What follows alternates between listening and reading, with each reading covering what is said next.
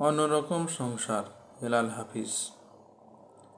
এই তো আবার যুদ্ধে যাবার সময় এলো, আবার আমার যুদ্ধে খেলার সময় হলো।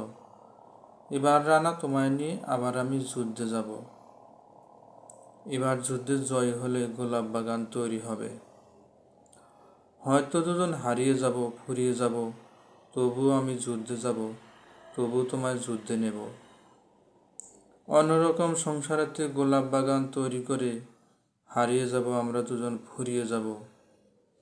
স্বদেশ জুড়ে গোলাপ বাগান তৈরি করে লাল গোলাপের রক্ত রেখে, গোলাপ কাটায় আগুন রেখে আমরা দুজন হয়তো রানা মিশিয়ে যাব মাটির সাথে।